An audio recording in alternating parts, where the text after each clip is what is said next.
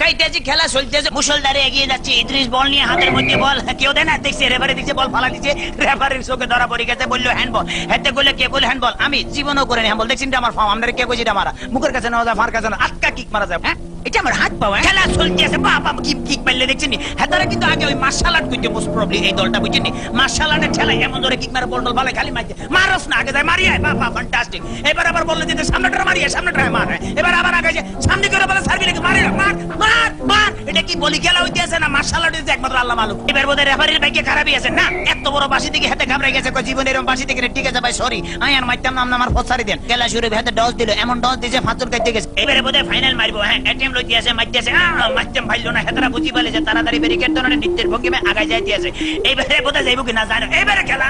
আবার ডস খাই গেল সেকেন্ড ম্যান হেত ডস গেল থার্ড ম্যান হেত খাইলো এবারে ফোর্থ ম্যান মনে মারবো না বলার মারণ লাগে না এমন ডিয়া দিল যে ডিয়া লগে ফাঁচুর কাটতে পড়ে গেছে মাঠ ফ্রি বললে আগায় যাইতে গোল